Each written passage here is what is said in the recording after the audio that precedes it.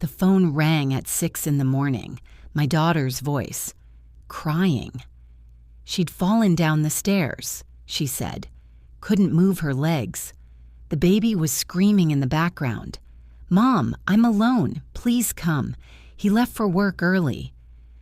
I didn't even change out of my nightgown. Just grabbed my keys and drove. I had 911 ready on my phone. 2 blocks from her house, I saw his truck, parked outside a coffee shop. I slowed down. Through the window, I could see him, her husband, with a woman I'd never seen. They were laughing. My daughter was home, hurt with a crying baby, and he was drinking coffee with someone else. If you're watching this, subscribe and tell me where you're watching from. I always love knowing my name is Catherine Rose, and I'm 72 years old. I've lived through more than most people see in 2 lifetimes. I watched my husband die in my arms when I was 43, raised 3 children on a waitress salary, survived breast cancer at 58 and then again at 65. I thought I'd seen every kind of cruelty this world had to offer. I was wrong. My daughter Olivia married Jake Jansen 6 years ago. He was charming, the kind of man who opens doors and remembers your coffee order. He had a good job at a tech company downtown, drove a nice truck, and when he proposed to Olivia on a beach in Mexico, I cried happy tears. Finally, I thought. Finally, she'd found someone who would take care of her the way she deserved. They bought a house in Riverside Hills, one of those new developments with matching mailboxes and young couples pushing strollers down sidewalks that still smelled like fresh asphalt. Olivia got pregnant right away. Little Luna was born on a Tuesday morning in March, screaming her lungs out, perfect in every way. I stayed with them for 2 weeks after the birth, cooked meals, did laundry, watched Jake hold his daughter like she was made of glass. I should have seen it then. The way he checked his phone constantly, the way he'd leave the room to take calls, the way he started working late more and more often. But I didn't want to see it. Nobody wants to believe their son-in-law is lying. Nobody wants to imagine their daughter's marriage is falling apart before it's even really begun. Olivia started calling me more often, 3 times a week, then every day. She'd talk about nothing important, the weather, Luna's new tooth, a recipe she wanted to try, but I could hear it in her voice. Something hollow, something tired. When I'd ask if everything was okay, she'd always say the same thing. "I'm just exhausted, Mom. The baby doesn't sleep." But babies don't sleep. That's normal. What wasn't normal was the way Olivia's voice got quieter every time we talked. The way she stopped mentioning Jake unless I asked. The way she'd pause before answering simple questions. I started visiting more. Unannounced sometimes. I'd show up with groceries or a casserole, and Olivia would be sitting on the couch in the same clothes she'd worn 2 days before. Luna would be playing on a blanket on the floor, surrounded by toys, and Olivia would just be staring at nothing. The house was clean, too clean, like she'd been scrubbing things just to have something to do. Jake was never there. Always at work, always had a meeting, always had something more important than being home with his wife and daughter. I remember one afternoon in particular. It was late September. The leaves were just starting to turn. I came by with pumpkin bread I'd baked that morning. Olivia answered the door with Luna on her hip. The baby was fussy, pulling at Olivia's hair. My daughter looked like she hadn't slept in days. "Mom," she said, "you didn't have to." "I wanted to," I told her. "Can I come in?" She stepped aside. The house smelled like bleach. Every surface gleamed. I set the bread on the counter and took Luna from Olivia's arms. The baby settled immediately, resting her head on my shoulder. Olivia just stood there, arms hanging at her sides, like she didn't know what to do with them now that they were empty. "Sit down," I said. "When's the last time you ate?" She didn't answer, just walked to the couch and sat, stared at the wall. I made her tea, strong with honey, sat next to her and handed her the cup. She held it with both hands like she was cold, even though the house was warm. "Where's Jake?" I asked. "Work conference," she said. "In Denver. He'll be back Sunday." It was Thursday. I watched her face when she said it. No anger, no frustration, just nothing. "Olivia," I said carefully, "talk to me." She took a sip of tea, set the cup down, folded her hands in her lap. "I'm fine, Mom." "You're not." "I am." She turned to look at me then. Her eyes were dry. That's what scared me most. Not tears, just emptiness. "I'm just tired, that's all." I stayed until evening, fed Luna, played with her, made dinner that Olivia barely touched. When I left, I hugged my daughter tight.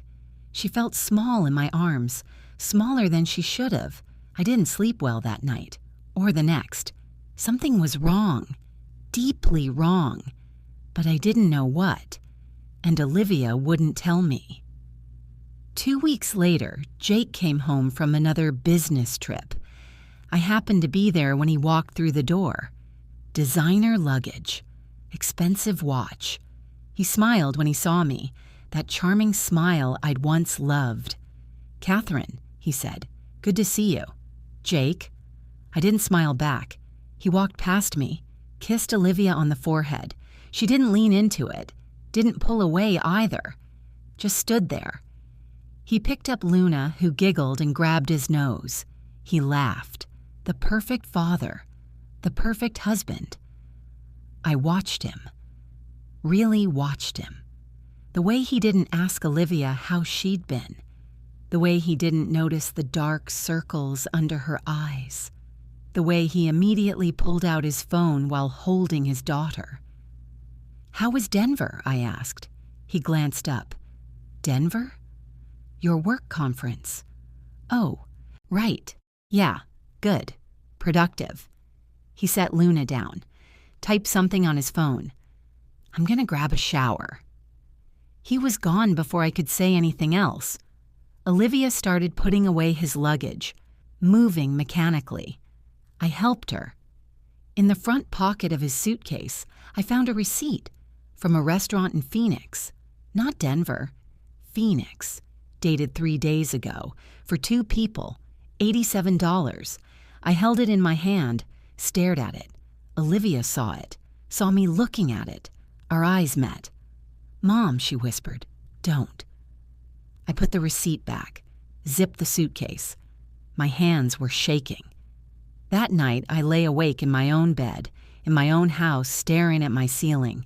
Phoenix, not Denver. 2 dinners, $87.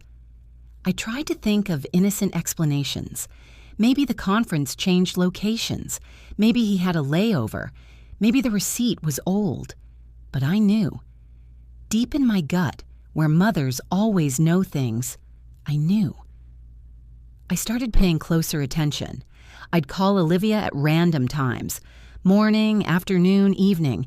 Jake was never there. Always working, always busy, always somewhere else. And Olivia's voice got quieter, smaller, like she was disappearing. I looked up his company online, found their office number, called and asked for Jake Jansen. The receptionist put me through. He answered on the second ring. "Jake Jansen." "Hi, Jake, it's Catherine. Just wanted to check if you and Olivia need anything from the store. I'm heading that way." A pause. "Oh, actually, I'm in a meeting. Can I call you back?" "Of course. Are you at the downtown office?" Another pause. Longer this time. "Yeah, downtown. Listen, I really have to." "No problem. Talk later." I hung up. Sat in my car in the grocery store parking lot. Then I drove downtown to his office building, a glass tower with the company logo on the front. I parked across the street, waited. 20 minutes later, Jake walked out with a woman. She was young, maybe 30, long dark hair, expensive coat. They were laughing about something. He held the door for her. They walked to his truck together. I followed them, stayed 3 cars back. They drove to a restaurant, Italian place, upscale. They sat in a corner booth. I parked where I could see through the window, watched them for an hour. The way he leaned forward when she talked, the way she touched his hand across the table, the way he looked at her. I'd seen that look before, a long time ago, when my husband looked at me, when we were young and stupid and in love. Jake looked at this woman the way he used to look at my daughter. I drove home. My hands were numb on the steering wheel. I didn't call Olivia, didn't know what to say. What do you tell your daughter? How do you break her heart when it's already breaking? I decided to wait, to gather evidence, to be sure. Because once you say something like that, you can't take it back. I became someone I didn't recognize. I followed Jake. Not every day, just sometimes. Enough to see the pattern. Tuesday and Thursday lunches with the same woman, late nights at her apartment building, a high-rise downtown with a doorman. He'd park in the garage, stay for hours, leave after midnight. I took photos, not many, just enough. My hands shook every time I pressed the button. Meanwhile, Olivia got quieter, thinner. She stopped calling me. I'd call her and she'd say she was fine. Everything was fine. Jake was just busy with work, that's all. Just busy. I wanted to scream, wanted to shake her, wanted to show her the photos. But something stopped me. Some instinct that said, wait, not yet, not like this. Then came that morning, October 23rd, 6 a.m. My phone ringing in the dark, Olivia's voice, broken, crying. Mom, I fell down the stairs. I can't move my legs. Luna's crying. I can't get to her. Jake left early for work. He's not answering. Mom, please, please come. I was out of bed before she finished talking. Didn't change, didn't think. Just grabbed my keys and ran to my car. My hands shook so badly I could barely get the key in the ignition. I dialed 911, kept them on the line, gave them Olivia's address, told them to send an ambulance. I was already driving, breaking every speed limit, running red lights. The operator kept telling me to stay calm. I wasn't calm. My daughter was hurt and alone, and her baby was screaming, and her husband was gone. 2 blocks from her house, I saw it. Jake's truck. That stupid, expensive truck he'd insisted on buying, parked outside the Morning Brew coffee shop. Not at work, not rushing to the hospital, at a coffee shop. I slowed down, pulled into a parking spot, stared through the window. There he was, Jake, sitting at a table by the window with her, the woman, the one from the restaurant, the one from the apartment building. They had coffee, pastries. They were laughing. His phone was on the table, face down. My daughter was lying at the bottom of her stairs, unable to move, and her husband was drinking coffee with his mistress. I sat there for 10 seconds. 10 seconds where everything I'd ever believed about the world shifted. 10 seconds where I stopped being the person I'd been my whole life and became someone new, someone harder, someone colder, someone who knew exactly what needed to be done. I picked up my phone, took a photo through the window, clear shot, both their faces, the timestamp, the location. Then I drove the last 2 blocks to my daughter's house. The ambulance was already there, lights flashing, paramedics at the door. I ran inside. Olivia was on the floor at the bottom of the stairs, so pale. Luna was in her crib upstairs screaming. One of the paramedics was checking Olivia's vitals. The other was asking her questions. I ran upstairs, got Luna, held her tight. She buried her face in my neck, sobbing. I carried her downstairs, watched them load my daughter onto a stretcher. She reached for me. "Mom," she whispered, "where's Jake? Why isn't he here?" I looked at her, my baby girl, my Olivia, lying broken at the bottom of her stairs because her husband was too busy cheating on her to care. "I'll find him," I said. They took her away. Lights and sirens. I stood in the driveway with Luna in my arms, watched the ambulance disappear. Then I looked at the house. The perfect house in the perfect neighborhood, the lie Jake and Olivia had been living.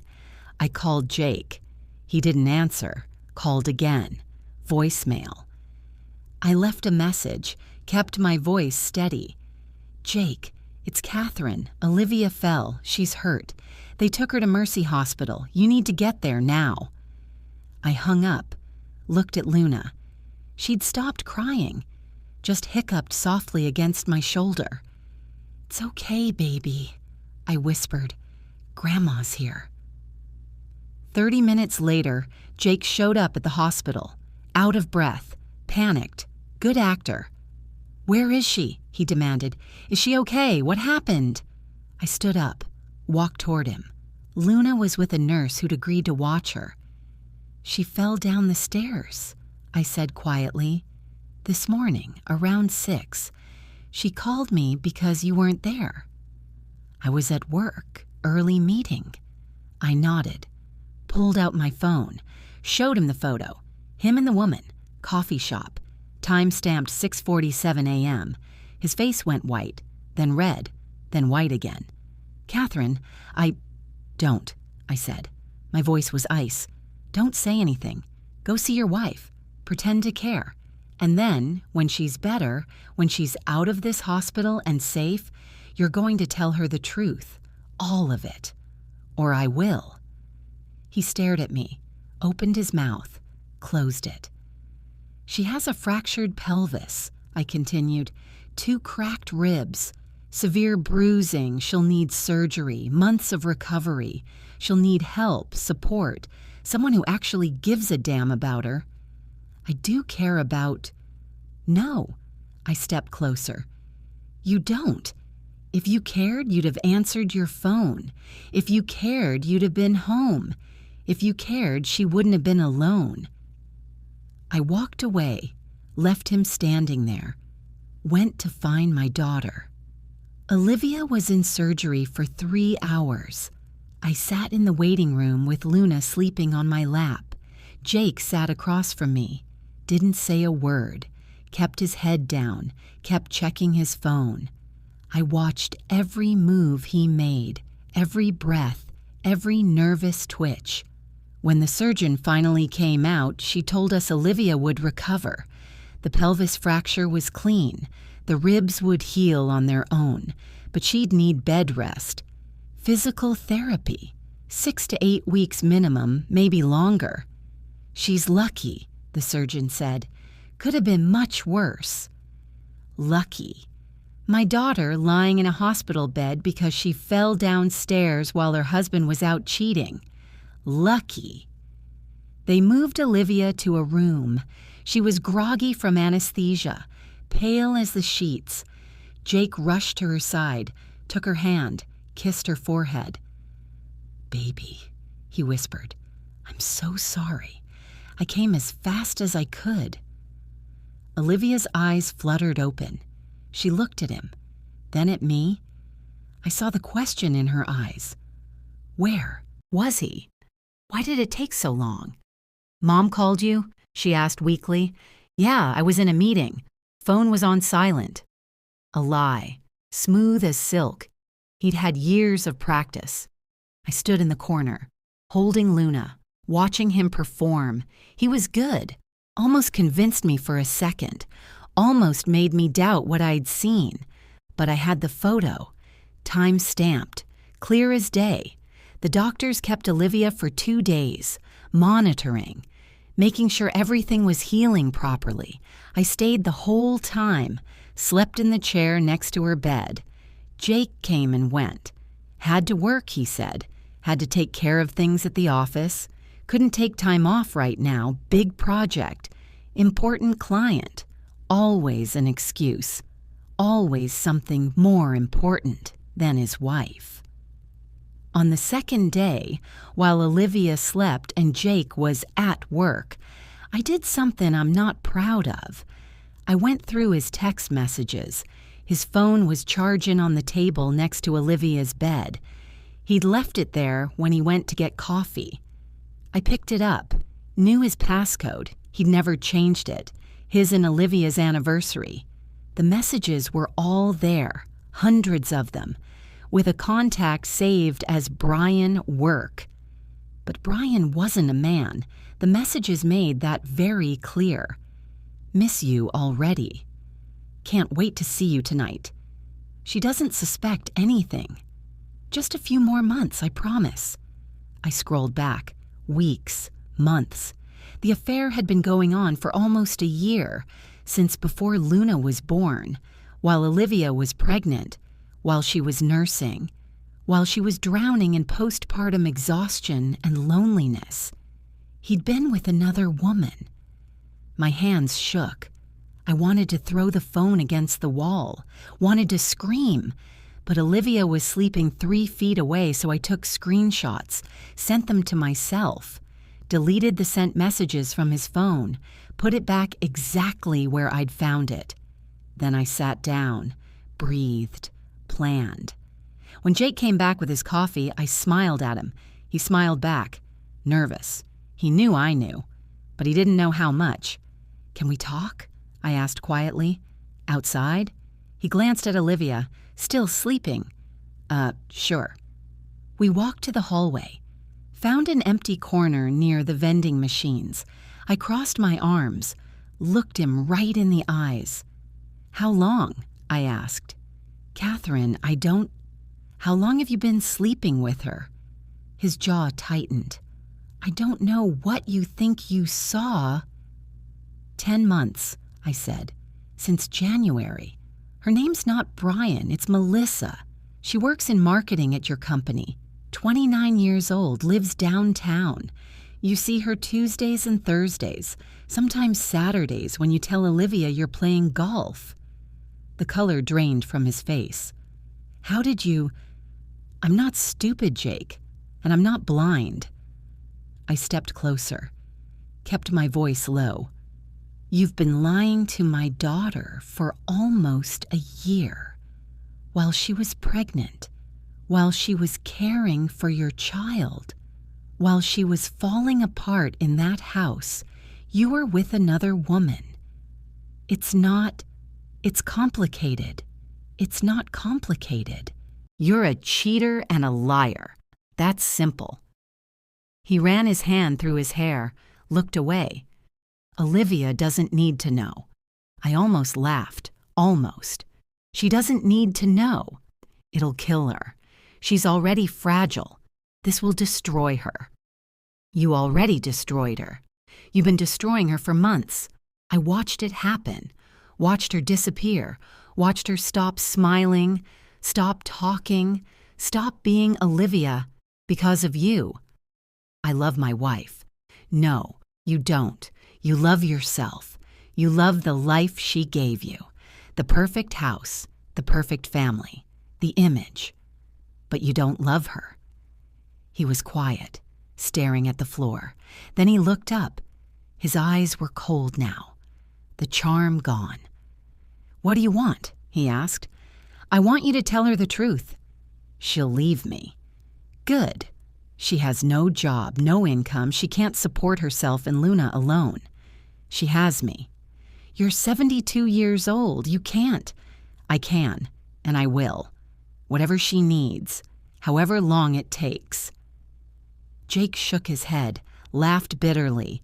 You really think she'll be better off? Single mother, living with her elderly mom, struggling to make ends meet. That's what you want for her? I want her to be free of you. She won't leave me, he said, voice quiet, certain. Even if you tell her, even if she knows, she won't leave. She's too scared, too dependent. She needs me. That's when I knew. This wasn't just about the affair. This was about control. He'd isolated her, made her weak, made her believe she couldn't survive without him. He'd been breaking her down piece by piece, and now he thought he'd won. We'll see, I said.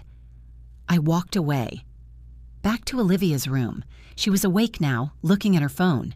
Jake's phone. She held it in her hands. Screen unlocked. Messages open. Our eyes met. Mom, she whispered.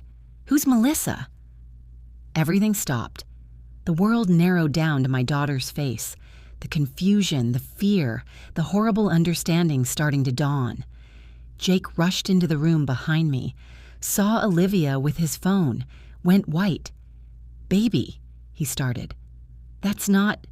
Who is she? Olivia's voice was steady, too steady, the calm before the storm. It's nothing, just a friend from work. Olivia scrolled, read. Her hands started shaking. Just a friend? Olivia, please. She threw the phone at him, hit him in the chest. He caught it. She was crying now, silent tears streaming down her face. Get out, she said. Baby, let me explain. Get out! She screamed it, loud enough that nurses came running. Get out, get out, get out! Jake looked at me, then at Olivia.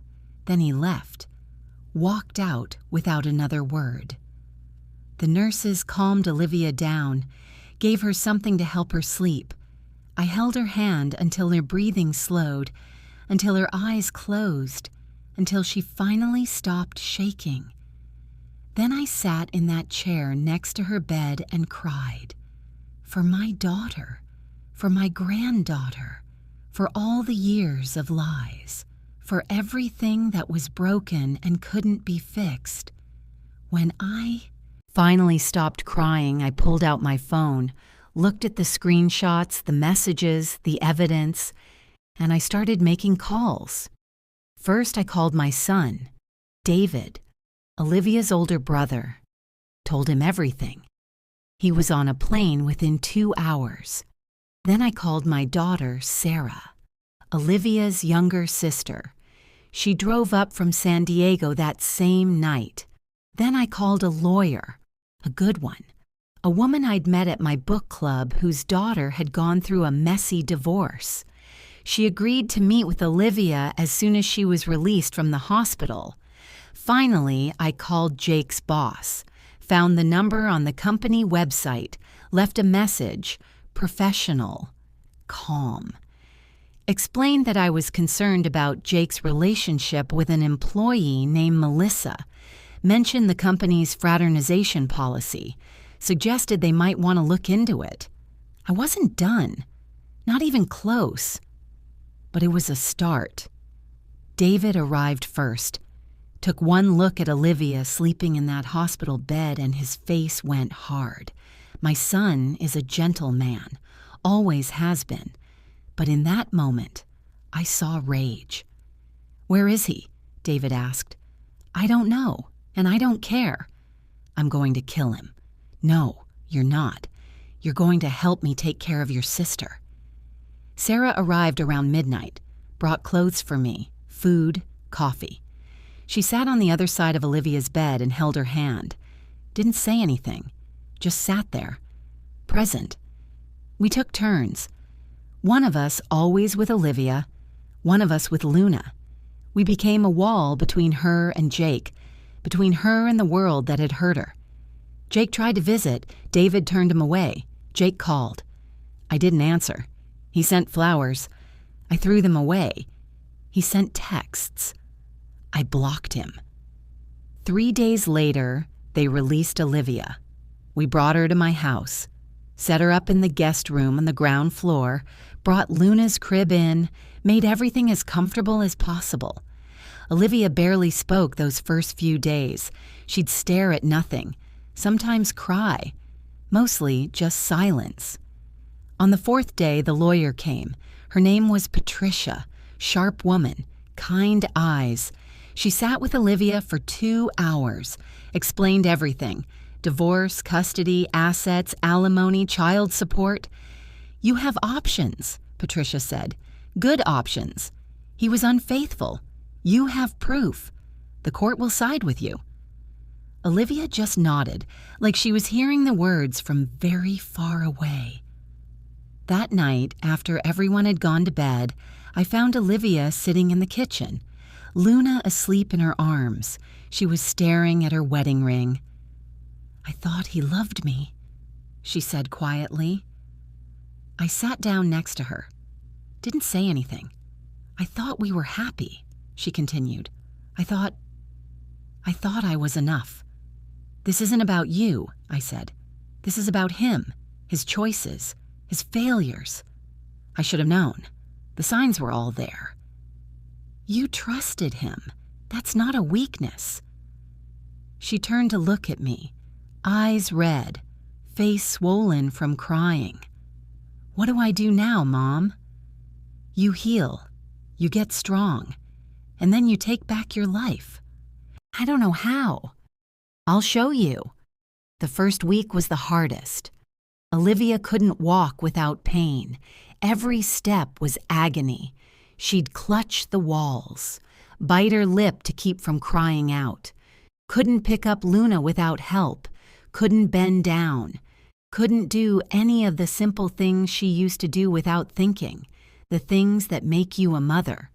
So we did them for her. David stayed for 10 days, took time off work, slept on my couch. Sarah drove up every weekend from San Diego, 4 hours each way. We rotated shifts like nurses, made sure Olivia was never alone, never had too much time to sink into the dark place I could see her slipping toward. The place where women disappear when they've been betrayed. Jake kept trying. Texts every morning. "Good morning, baby. I miss you. I'm sorry." Calls during the day that went straight to voicemail because I'd blocked his number on Olivia's phone. Emails, long ones. Paragraphs of apologies and explanations and promises. Letters delivered to the house by hand. All the same message wrapped in different words. He was sorry. It was a mistake. A moment of weakness that became months of weakness. He loved her. Only her. Always her. Please give him another chance. Just one more. He'd change. He'd be better. He'd end things with Melissa. It was already over. Completely over. He'd never speak to her again. Please, please, please. The desperation was almost convincing. Almost. Olivia read every message. I watched her face each time, watched the hope flicker, watched her waver, watched her almost break and reach for her phone to call him back, to forgive him, to make the pain stop by pretending it never happened. "He sounds sincere," she said one morning. We were sitting at my kitchen table. Luna was in her high chair throwing Cheerios on the floor one by one, methodical, like it was her job. "He's a liar," I said. "Not mean, just factual. Liars are always sincere when they're caught. That's how they got away with lying in the first place. Maybe he really will change." I put down my coffee, looked at my daughter, really looked at her. She was 32 years old, but sitting there in her pajamas at 11 in the morning, hair unwashed, dark circles under her eyes, she looked 16, lost, wanting someone to tell her what to do. "Maybe," I said carefully, "but probably not. And do you want to spend the next 10 years finding out? Wondering every time he's late, every time he picks up his phone, every time his phone buzzes and he turns it face down, Every time he says he has a work meeting or a conference or golf with the guys, do you want to spend a decade being a detective in your own marriage? She didn't answer, just stared at her coffee cup, traced the rim with her finger, around and around. I understood the pull, the desire to believe, to go back to the comfortable lie, to pretend everything could be fixed with an apology and a promise, and trying harder. I'd felt it myself once, long ago, with my own husband, before he died, before I learned that some things can't be fixed, some trust, once broken, never comes back whole. It's like a mirror. You can glue the pieces back together. It might even look okay from a distance, but you'll always see the cracks, and eventually you'll cut yourself on the edges. But I didn't push, didn't lecture. I let Olivia sit with it, feel it, work through it in her own time, because healing isn't something you can force. It's something you have to choose. Every day, sometimes every hour. The second week, something changed. Olivia started asking questions, real questions, not hypotheticals, not what-ifs, direct, specific questions about the affair, about Melissa, how long I'd known, what I'd seen, where they went, what they did. I told her everything, showed her the photos I'd taken, the screenshots from Jake's phone, the timeline I'd pieced together over months of following him, watching him, documenting his lies. She listened without crying, just absorbed it all like a sponge soaking up water. When I finished, she was quiet for a long time, just sat there, staring at nothing, processing. "A year," she finally said. Her voice was flat, empty. "He's been lying to my face for a year. Yes, while I was pregnant, while my body was changing, while I was throwing up every morning, while I was scared about becoming a mother, he was with her. Yes, while I was in labor, 23 hours, he was holding my hand, telling me I could do it, telling me he loved me, and the whole time he was thinking about her." I didn't know if that was true, but I didn't correct her, because it might have been true, and that was enough. "While I was home with Luna," she continued, her voice getting harder, sharper, exhausted, not sleeping, not showering, wearing the same clothes for 3 days, asking him to help, begging him to just hold his daughter for 20 minutes so I could take a shower, begging him to spend time with us. He was with her. "Yes?" She nodded slowly. Something shifted in her eyes. The fog that had been there for weeks cleared. What replaced it was colder, harder, crystalline, like ice forming on a window. "I want to see the house," she said. "Your house?" "Yes, I need to get some things. Clothes, toys for Luna, documents. I need to see it. Jake might be there." "I know." She looked at me, that new hardness still in her eyes. "I hope he is." We drove over the next day, mid-morning, when Jake should have been at work.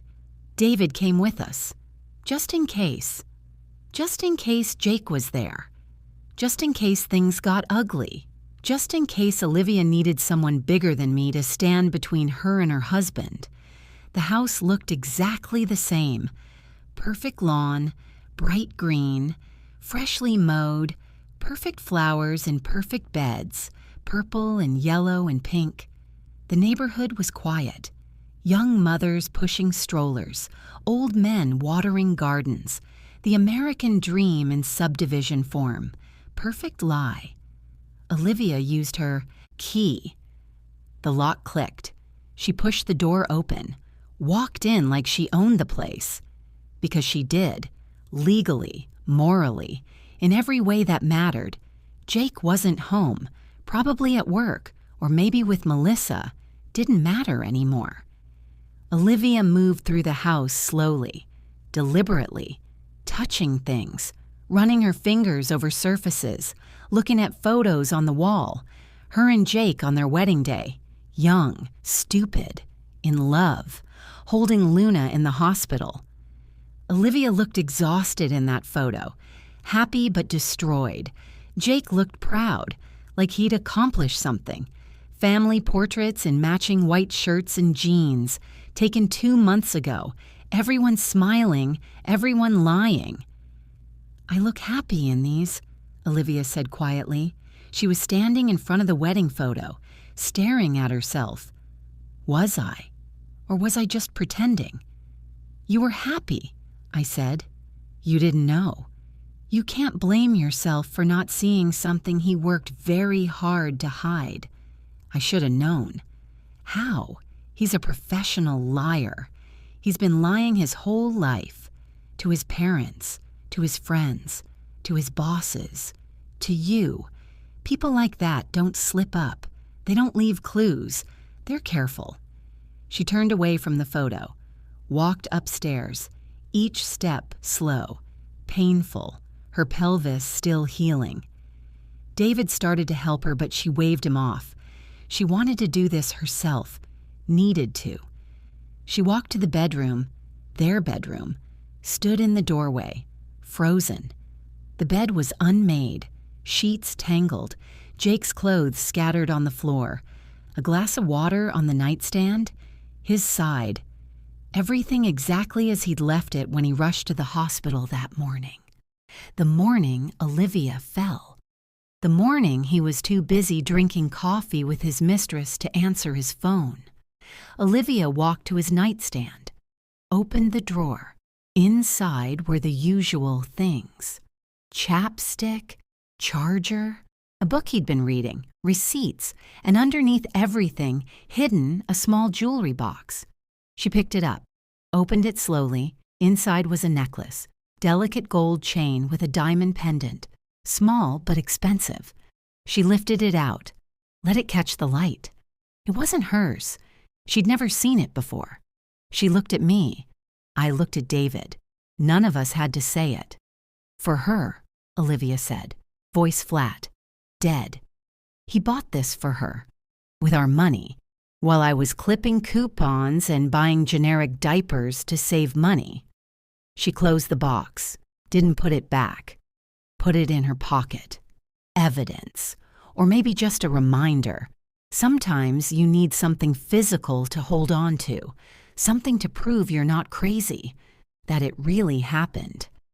She moved to his closet, started going through his things, methodically. Pockets, jacket linings, shoe boxes, found receipts, dozens of them. Hotel rooms, the Marriott downtown, the Hilton by the airport, restaurants, places she'd never been, places he'd never taken her. Gifts, flowers, perfume, jewelry, a whole secret life documented in crumpled paper stuffed in pockets and hidden in drawers. She laid them all out on the bed, one by one, a timeline of betrayal, January to October, nearly every week, sometimes twice a week, while she was home, alone, drowning. "Help me pack his things," she said suddenly. "What?"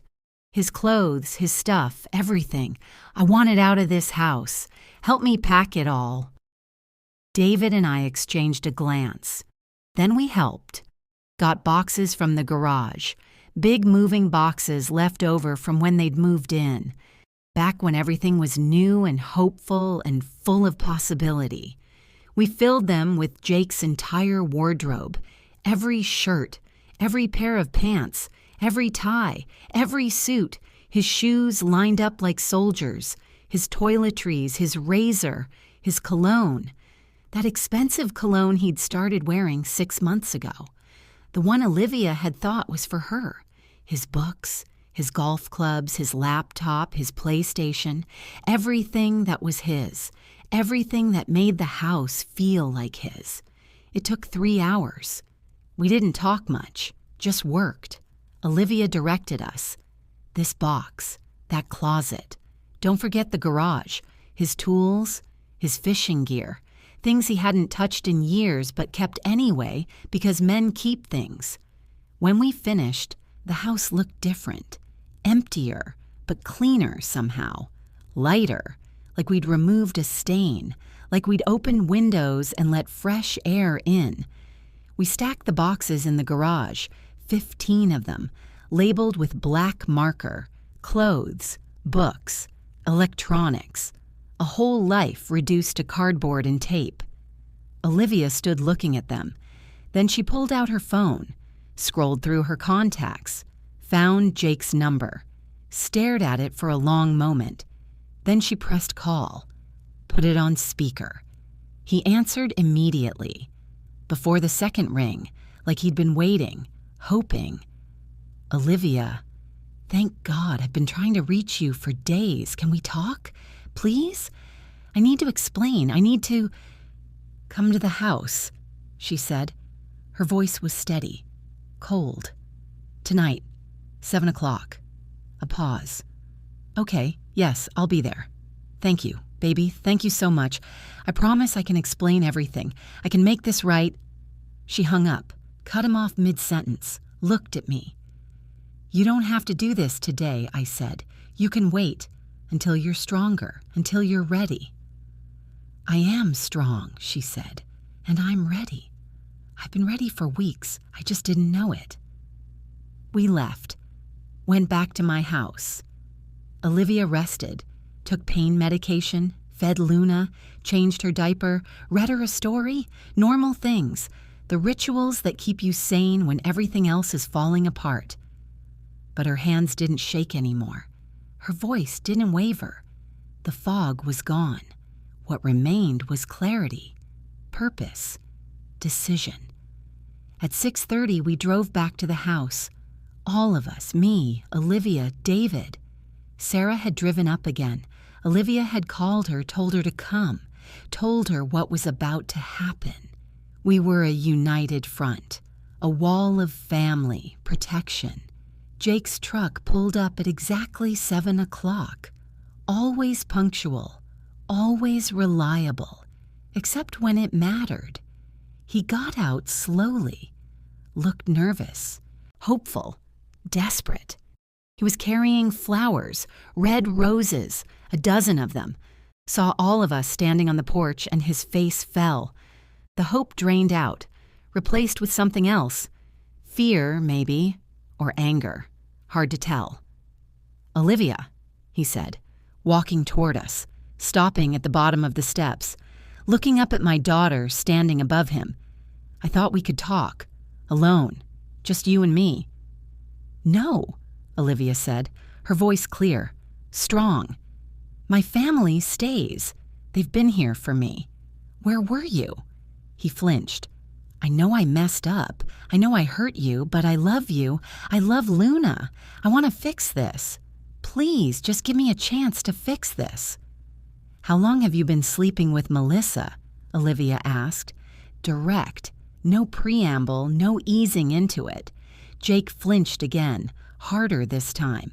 "It's over. I ended it. The second you went to the hospital, I called her and ended it. It's done." "How long?" "It doesn't matter now. It matters to me how long." He looked down at the flowers in his hands, then at his shoes, then at nothing. 10 months. The number hung in the air. 10 months, nearly a year, longer than Luna had been alive. While I was pregnant? Olivia's voice didn't change, didn't rise, didn't break. "Yes. While I was home with our daughter? While I was crying myself to sleep every night because I thought I was failing as a mother? While I was begging you to help me, to be present, to just look at me? Yes." His voice cracked. "Yes, I'm sorry. I'm so fucking sorry. It was a mistake. A stupid, terrible mistake." "Do you love her?" The question hung in the air. Jake looked up, met Olivia's eyes, opened his mouth, closed it, opened it again. He stopped, started again. "I don't know. I thought I did. Maybe. But I love you. I know I love you." Olivia nodded. Once. Like she'd expected that answer, like it confirmed something she already knew, something she'd suspected all along but hadn't wanted to face. "Your things are in the garage," she said. "Packed, 15 boxes. Take them and leave." "Olivia, please. I'm filing for divorce.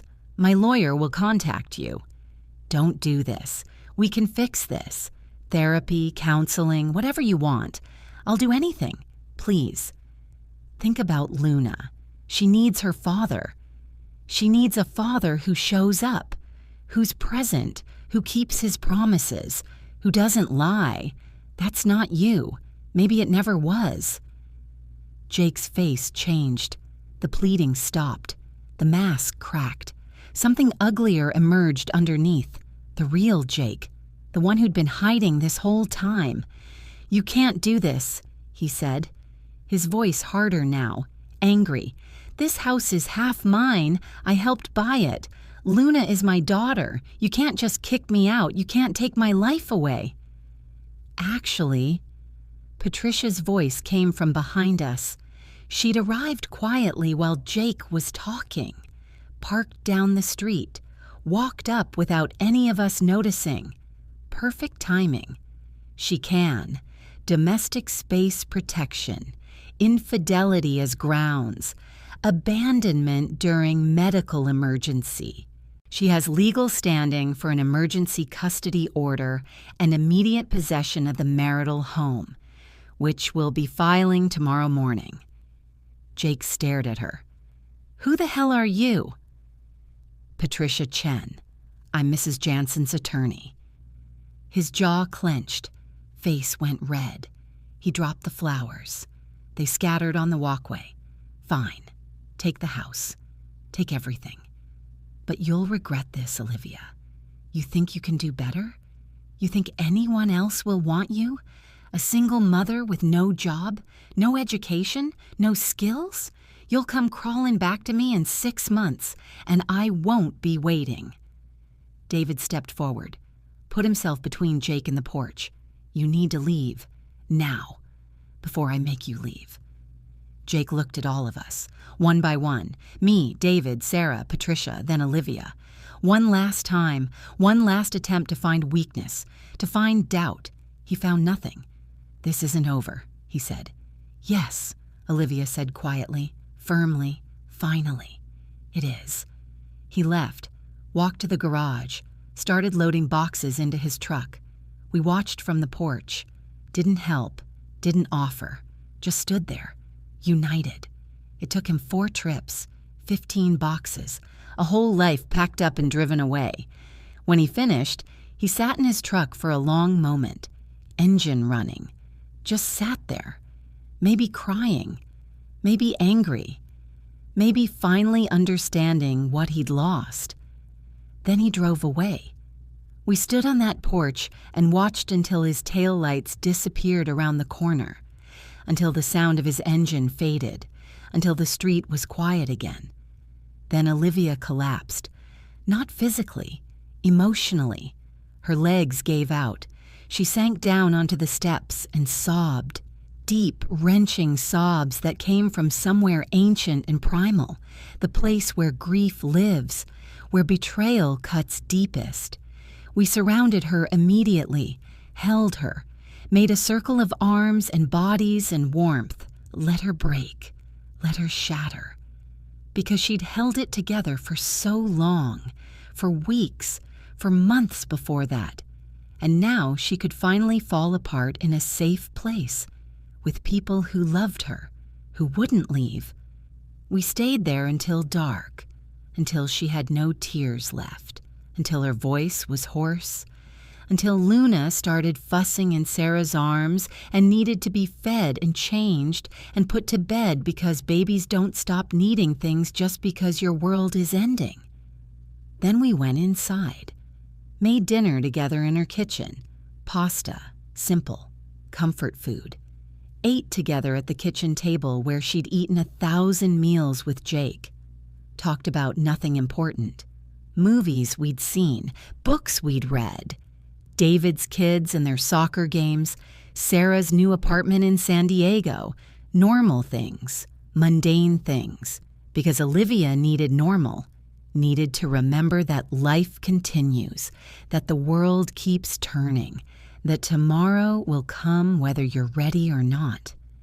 That night, after everyone had gone home except me, Olivia put Luna to bed, sang her a lullaby, kissed her forehead, tucked her blanket around her.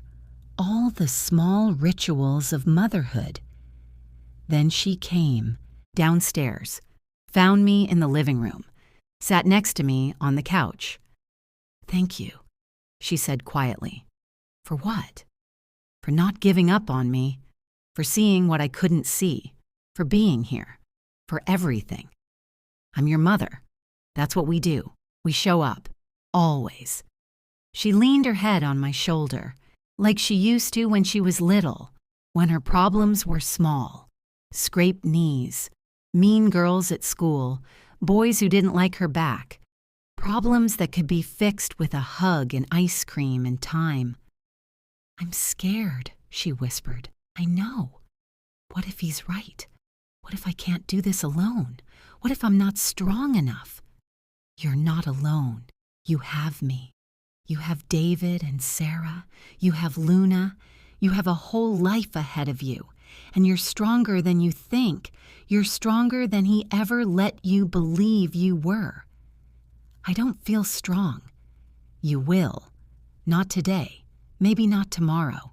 But soon. One day you'll wake up and realize you haven't thought about him in hours, then days, then weeks, and you'll know you're free." She was quiet for a long time. Then, "How long did it take you? After Dad died?" I thought about that. My husband, dead 29 years now, cancer, slow and brutal and unfair. A year before I could sleep through the night. 2 years before I stopped seeing him in crowds. 5 years before I stopped reaching for him when something good or bad happened. 10 years before I could say his name without crying. I paused. But that was death. This is different. This is choosing to leave. This is freedom. It might be faster. It might be slower. Everyone heals on their own schedule. "I loved him," she said. "I really loved him." "I know." How do you stop loving someone? You don't. Not all at once. But you start loving yourself more, and eventually that's enough. The divorce took 4 months. 4 long, brutal months. Jake fought everything. Every single thing. Custody, assets, support, the house, the car. Luna's college fund that barely had anything in it yet. But he wanted half anyway. He hired an expensive lawyer. Some hotshot from downtown with a fancy suit and a reputation for getting men off easy in divorces. Tried to paint Olivia as unstable, unfit, a bad mother. Claimed she was neglectful, that she'd been depressed after Luna was born, that she couldn't take care of herself, let alone a child. That the fall down the stairs was evidence of her inability to maintain a safe home. Patricia tore him apart, methodically, professionally, brutally. She presented evidence, photos of the affair, text messages, bank statements showing money spent on Melissa, hotel receipts, restaurant bills, jewelry purchases, a clear pattern of deception and financial infidelity. She brought witnesses. Olivia's doctor who testified about the postpartum depression that Jake had ignored. Neighbors who testified about seeing Jake's truck gone at all hours. Seeing another woman's car in the driveway when Olivia was home alone with Luna. My testimony about the morning Olivia fell. About Jake's phone being off. About finding him at a coffee shop with his mistress while his wife lay injured. The judge was a woman in her 60s. Gray hair, sharp eyes, no nonsense. She listened to everything. 4 days of testimony, looked at all the evidence, every photo, every receipt, every text message. Then she looked at Jake, really looked at him. And I saw The moment she decided, the moment she saw through him, saw exactly what he was. "Mr. Jansen," she said. Her voice was calm, but cold. "You abandoned your wife while she was injured and caring for your infant daughter. You engaged in an extramarital affair for nearly a year. You spent marital funds on your mistress. You lied repeatedly to this court about your financial expenditures. And you have shown no remorse, only entitlement, only anger that your wife dared to leave you after you betrayed her." Jake started to speak. His lawyer put a hand on his arm. He shut up. "I'm awarding Mrs. Jansen primary physical custody of the minor child," the judge continued. "The house, full child support calculated at the state maximum, and spousal support for 3 years while she completes her education and re-enters the workforce. You'll have supervised visitation every other weekend until you complete court-ordered parenting classes and attend therapy for a minimum of 6 months, after which we'll revisit unsupervised visitation. Do you understand?" Jake's face went purple, then white, then purple again. He stood up, started yelling, called the judge biased, called Olivia names I won't repeat. His lawyer pulled him back down, tried to cover his mouth. The judge threatened contempt, threatened jail time if he didn't sit down and shut up. He finally did, but the rage didn't leave, just simmered, visible. Outside the courthouse, Olivia hugged Patricia, long and tight, then me. Then she just stood there on the steps, looking at the sky. It was February, cold, gray, but she tilted her face up like she was feeling sunshine. "It's over," she said. "It's over," I agreed. "I'm free. You're free." She started laughing, then crying, then laughing again. People walking by stared, lawyers in suits, other families dealing with their own divorces, their own broken promises. We didn't care. Let them stare. That was 8 months ago. Olivia is different now, not broken anymore, not hiding. She went back to school, online classes at first, then in person, getting her degree in education. She's almost done. 1 semester left. She wants to teach elementary school, 2nd grade specifically. Says she wants to help other people the way Patricia helped her. Help kids who might be going through hard things at home. Be the safe person they need. Luna is 2 now, walking, running, talking in full sentences. She sees Jake every other weekend with a supervisor, a court-appointed woman named Margaret who sits in the corner and takes notes. Jake shows up, does the minimum. Plays with Luna for a few hours, checks his phone constantly, counts down the minutes until he can leave.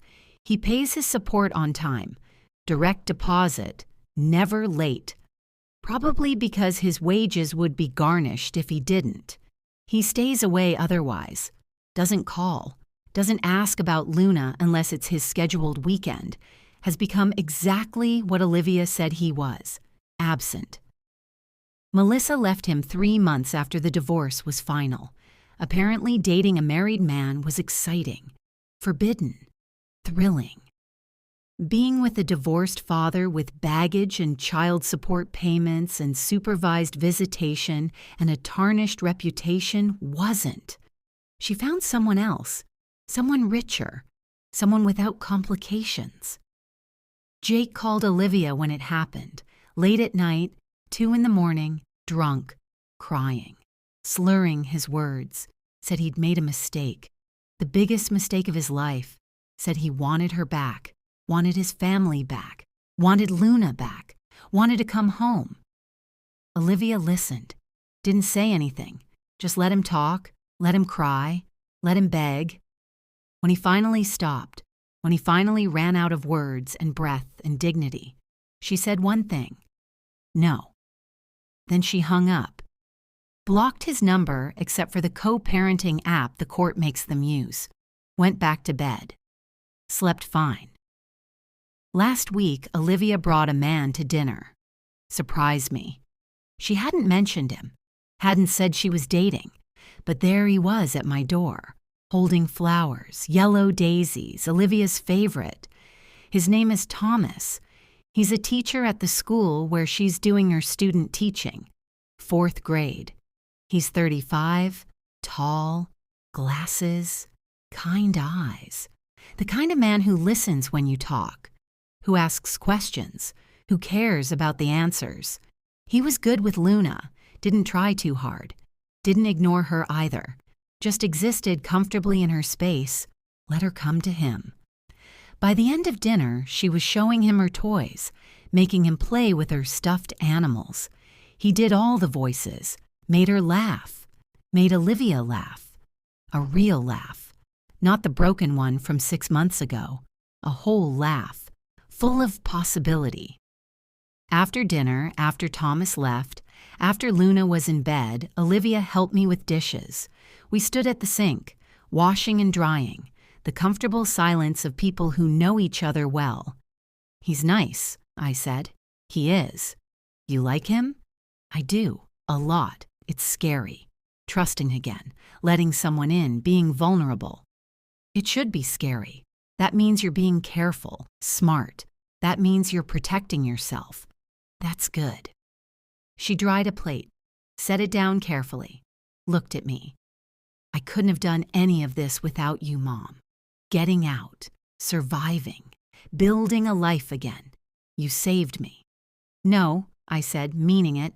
"I just helped you remember how to save yourself. You did the hard part. You chose to leave. You chose to heal. You chose to be strong. That was all you."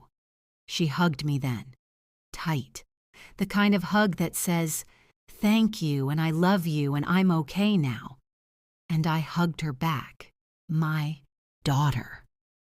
My strong, brave, beautiful daughter who'd been broken and put herself back together, who'd survived betrayal and come out the other side, who'd chosen herself, chosen her daughter, chosen freedom over comfort, truth over lies.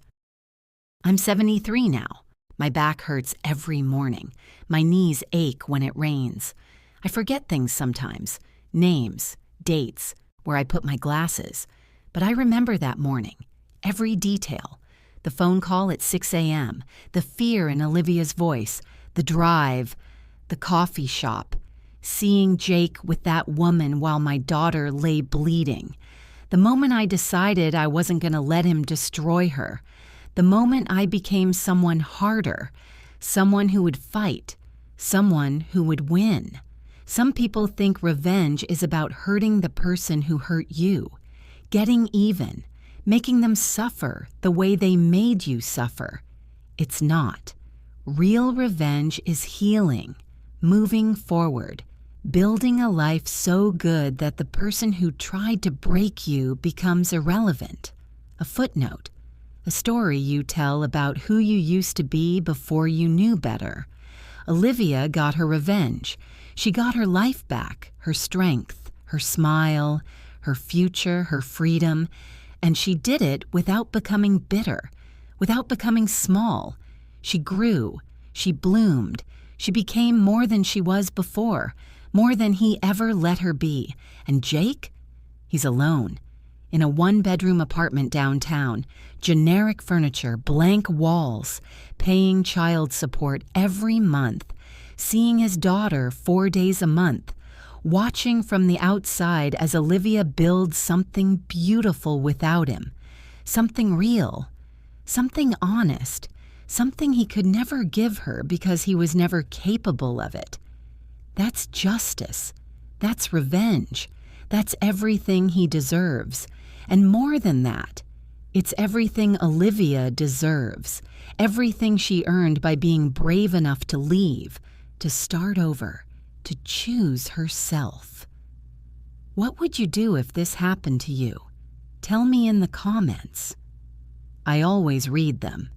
And don't forget to like and subscribe for more true life stories like mine.